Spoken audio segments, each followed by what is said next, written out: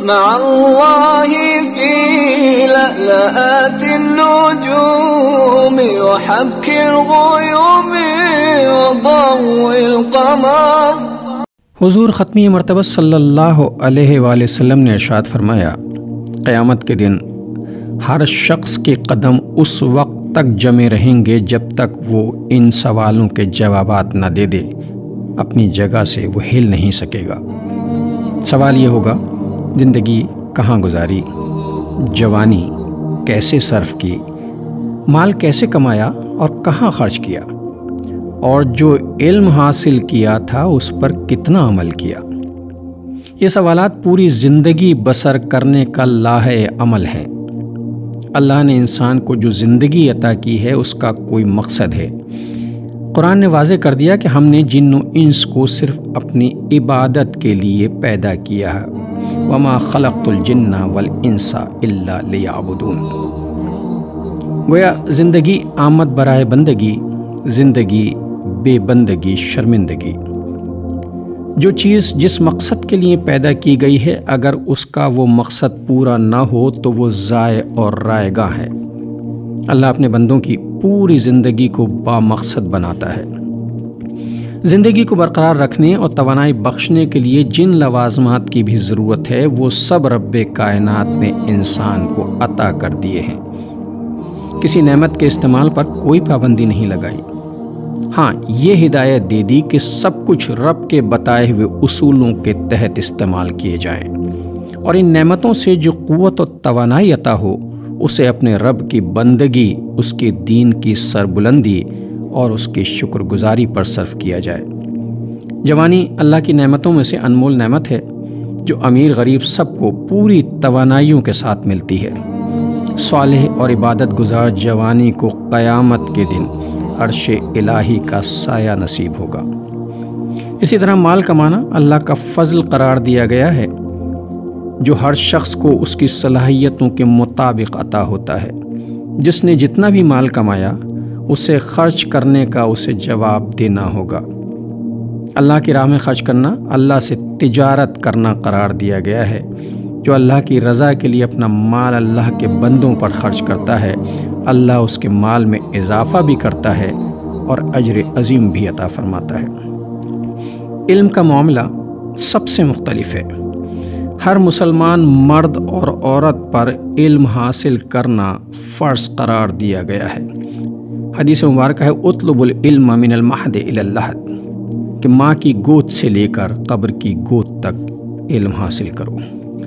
اسلام وہ واحد دین ہے جس کی پہلی وحی کا آغاز علم کے حصول سے ہوا اور جو علم کو غیر معمولی اہمیت دیتا ہے۔ علم کا حصول ہی کافی نہیں، اس پر عمل کرنا بھی ضروری ہے۔ چنانچہ قیامت میں یہ حساب بھی دینا ہوگا کہ جو علم حاصل کیا تھا خود اس پر کتنا عمل کیا۔ جو قوم علم کو اللہ کی نعمت عظمیٰ سمجھ کر اس پر عمل کرتی ہے اور اپنی صلاحیتوں کو اللہ کی نعمت تصور کرتی ہے، کامیابی اس کا مقدر بن جاتی ہے۔ آج کا عہد علم جدید کی ترقی اور عروج کا دور ہے۔ علم کی فراوانی ہے، جدید ٹیکنالوجی کا سیلاب برپا ہے، بچہ بچہ معلومات کا خزانہ لیے پھر رہا ہے۔ علم ترقی کا ذریعہ ہوتا ہے لیکن فی زمانہ یہ علم قوم کو نفع نہیں دے رہا۔ علم و فنون کے ممکنہ نتائج سے معاشرہ خالی ہے۔ جدید میڈیا نے علمی موشگافیوں کو عروج پر پہنچا دیا ہے۔ موبائل سے واعظ و نصیحت، ہدایات اور تقریر و خطابت کا طوفان برپا ہے، لیکن کسی کو کسی کی بات کا کوئی اثر نہیں ہوتا۔ چار سمتوں سے آنے والی آوازیں ہم سنتے ہیں لیکن عمل پر مائل نہیں ہوتے۔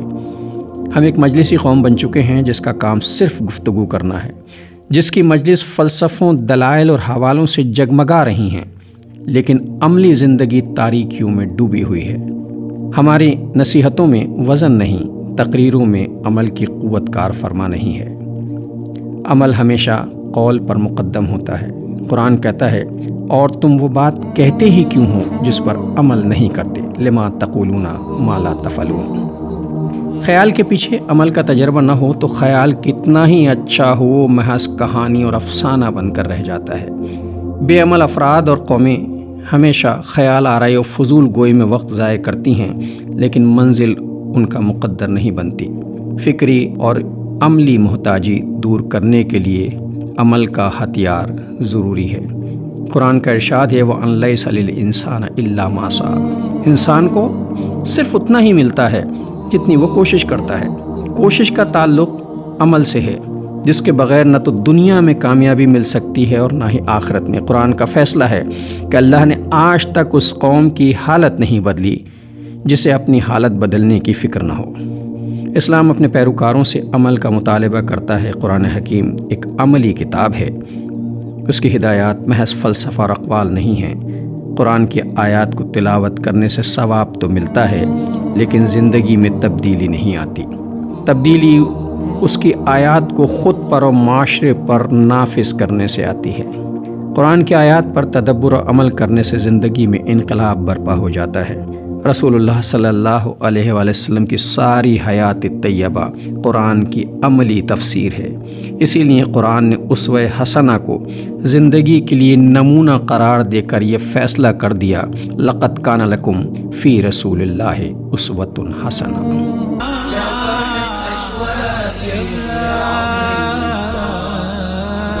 يتساءل